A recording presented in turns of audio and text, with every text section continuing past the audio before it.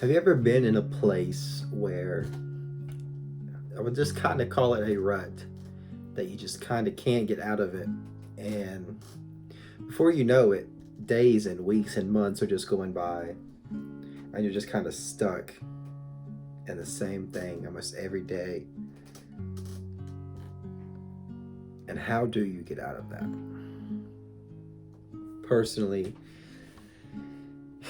I've been in one for a very long time. Like, I couldn't tell you when it started.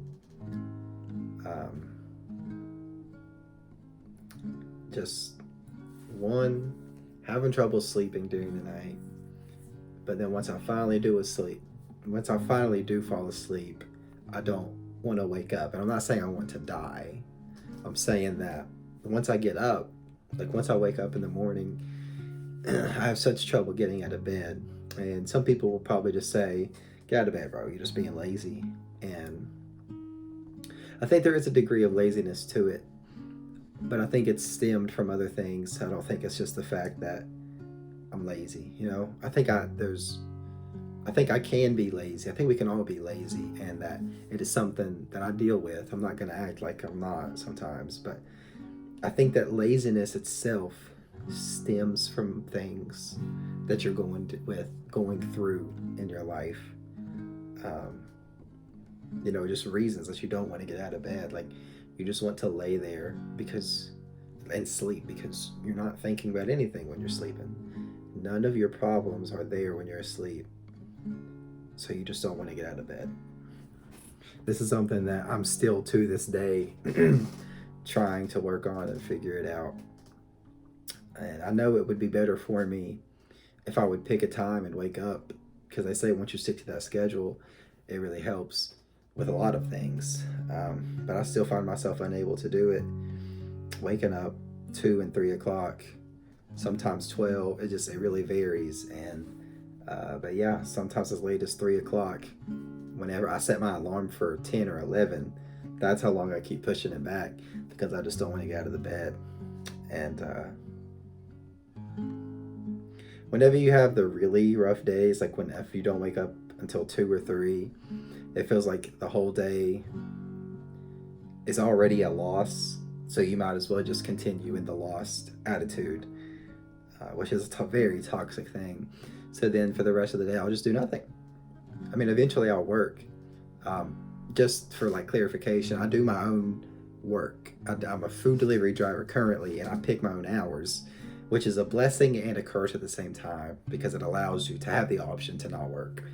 But eventually, I will go work. But it's just so easy to just sit around on the couch and watch TV or just anything to escape from what I'm really feeling and the things, and the dreams like this that I should be pursuing. How many times I choose to just not do it. Um, and like I said, don't get me wrong, there is laziness and procrastination in that, but it stems from other things. And it's funny because people that maybe some people that even got out of a rut, but a lot of people that just aren't in one, just tell you to get your life together and just get out of it. And I don't think they're completely wrong. Like, you obviously have to make the choice to get out of it, but it's not easy. Like some people think it is. Like they think literally, they're like, just do it, and it's harder than that. And I'm not making excuses or defending ruts because I hate it, you know. And I let my mind and my emotions control me more than I should, and but for me, it's just not as simple as saying just do it because I can't get myself to do it. But then eventually I go work for a few hours and then I come back home and about the first thing I do is jump on Xbox and play video games. And I don't think there's anything wrong with playing video games, especially if you enjoy them. But there's a healthy amount and there's an unhealthy amount. And I definitely played an unhealthy amount. Even though that is my dream to be a content creator, a lot of the times I'm not doing anything productive. I'm just playing. Um, and that's not healthy. It's not good for you. It's an addiction. I can admit that. But that is going to be its own separate video itself, talking about escapes and things like that. But just anything to distract you from what's going on, And if you can realize that in your own life, I've been talking to a guy that I really trust, and he pointed that out to me, that the fact that you were realizing that you're using things like as escape is a good thing. Like, that's a step in the right direction. But just like my last video, I guess I'll go ahead and say this too. If you thought this was a video on how to get out of a rut, I'm sorry, it is not. I'm just simply talking about the things that I struggle with and the thoughts that I have in my brain. One, because it helps me. It is nice to get things off of my chest. And two, I know people love to have something to relate to, myself included. And it's nice to know that someone else is going through something similar that you are. So, yeah. The last thing I want to leave you with is this, and this is something that I'm going to try to start implementing to try and take a step out of the rut, out of this cycle that I'm putting myself through. And that is just to find something small to work on at first.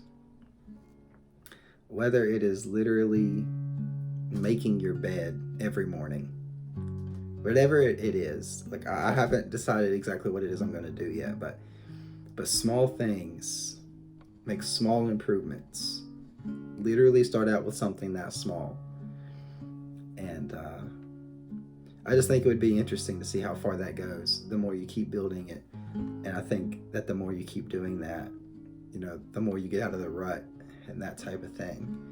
That's something I want to try, and I would like to challenge you to do the same thing. But stay encouraged, my friend, and don't give up, because we can do this. It's hard, and there's been times I want to just give up, and not that I would take my own life, but times I just want to be done, and like I would be okay if I went, you know what I'm saying, and just be gone, because you wouldn't have to deal with it anymore. But that's not a healthy way to think at all, and we just got to keep pressing forward. If you're still here, thank you so much for watching. I hope this helped in some type of way, even if it was just having someone to relate to. Thank you so much for watching. I really do appreciate it, and I'll catch you in the next one.